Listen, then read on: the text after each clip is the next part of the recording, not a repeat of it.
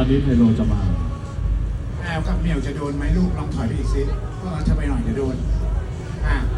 ใช่อยู่หลังกองได้อยู่ตรงรับกองอยู่รับกองได้โอเค